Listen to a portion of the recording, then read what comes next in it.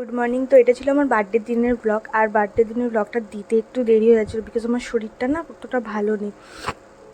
যাই হোক, এখন লাস্টের দিকে এসে না আমার এখন না পাটা আস্তে আস্তে ফুলছে, তো অনেক রকম সিমটমস হচ্ছে। তো সকালবেলা এখানে করে নিয়েছিলাম রুটি আর আলু ভাজা, তো ওকে দেবো টিফিন আর আমি খাবো। আর তারপরে দেখো সকাল সকাল নতুন নাইটি পরে নিয়েছি স্নান ফান করে। তো ওই নাইটিটা দেখলে আগের দিন মা এনে দিয়েছিল।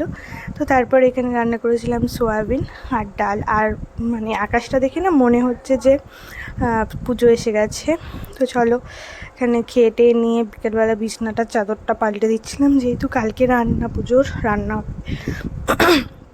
যাই হোক, এখানে আমি বিছনার চাদরটা পাল্টে নিচ্ছিলাম নিয়ে আর একটুখানি বাইরের দিকে যাব। তো এবছর বার্থডেটা না একটু স্পেশাল, আবার একটুখানি আলাদা। মানে এবছর কোনো প্ল্যানই নেই কোথাও যাওয়ার। অন্যান্য বছর ঘুরতে যাই আমরা, তো এবছর কোনো প্ল্যানই ছিল না। যাই হোক, মা দুধ মানে আমাদের গরুতে দুধ হয়, তো মা রেখে দিয়েছিল পায়েস করে দেবে বলে।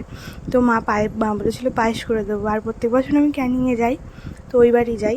এবছর আর যাওয়া হয়নি। তো বিকেলবেলা একটুখানি ঘুরে টুরে নিয়ে সন্ধেবেলা মা পায়েস করে দিয়েছিল। আর দেখো না কিরকম টাপুর টুপুর খাচ্ছে কীরকম। তো বিকালবেলা ও হঠাৎ করে রাত্রি 10টার সময় ও কেক নিয়ে এসেছিলো, ঠিক আছে। ওইখানে পায়েস টায়েস করে খেতে মা ও কেক নিয়ে এসেছিলো, কেকটাও খাচ্ছিলাম। তো বাবা মা আমরা সবাই মিলে কেক কেটেছি। তো ভিডিওটা দেখো, এরকম কীরকম ভালো লাগলে লাইক করো।